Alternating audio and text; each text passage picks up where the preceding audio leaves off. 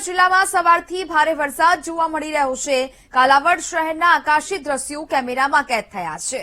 કાલાવડની જીવાદોરી સમાન બાલભંડી dam overflow થયો છે, જ્યારે કે ફલકુડી નદી કાલાવડી નદીનો અદભુત નજારો છે તે સામે આવ્યો છે।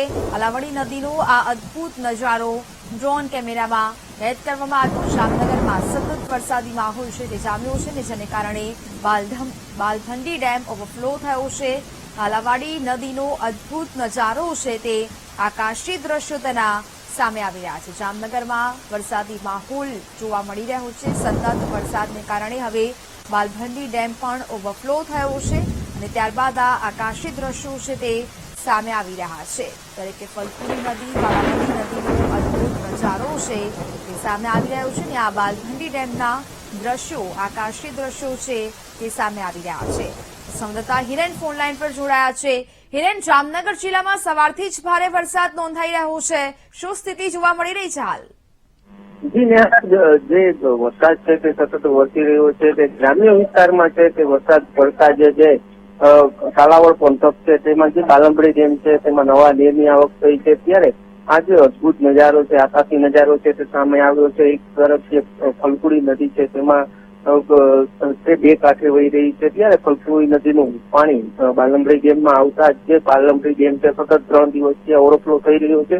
ત્યારે હાલ જે આ દ્રશ્યો અદભુત દ્રશ્યો આવતા જ જે સ્થાનિકો છે તે બાલંબડી ડેમ ખાતે પહોંચ્યા છે અને જે અદભુત નજારો છે તે માણી રહ્યા છે। જી નેહા, બિલકુલ હિરેન, જાણકારી બદલ આપનો આભાર।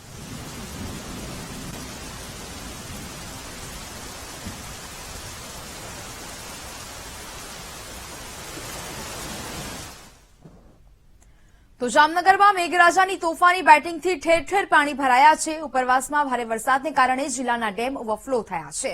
જામજોધપુરનો ફુલઝર ડેમ ઓવરફ્લો થયો છે। ફુલઝર ડેમના 7 દરવાજા 5 ફૂટ સુધી ખોલવામાં આવ્યા છે। જામજોધપુર તાલુકાના સિસ્તર નજીક ઉમિયા સાગર ડેમ ઓવરફ્લો થયો। ઉમિયા સાગર ડેમના 8 દરવાજા 1.5 મીટર ખોલવામાં આવ્યા છે। રંગમતી ડેમના 2 ગેટ 0.6 મીટર ખોલવામાં આવ્યા છે।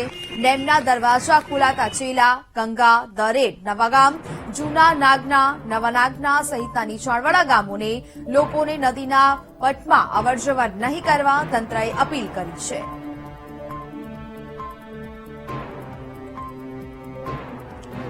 નીચાણવાળા વિસ્તારોને હાલ તો એલર્ટ કરી દેવામાં આવ્યા છે। જામનગરમાં વરસાદી માહોલ જામ્યો છે અને જેને કારણે ઠેર ઠેર પાણી ભરાયાની સ્થિતિ છે તે જોવા મળી રહી છે। ફુલઝર ડેમ, ઉમિયા સાગર ડેમ ઓવરફ્લો થયા છે, સાથે જ રંગમતી ડેમના 2 ગેટ 0.6 મીટર સુધી ખોલી દેવામાં આવ્યા છે। નીચાણવાળા વિસ્તારના લોકોને ડેમ પાસે ન જવા માટે તંત્રએ સૂચના આપી છે। જામનગરમાં વરસાદી માહોલ જામ્યો છે અને તેને જ કારણે અનેક જગ્યાએ આ સ્થિતિ જોવા મળી રહી છે।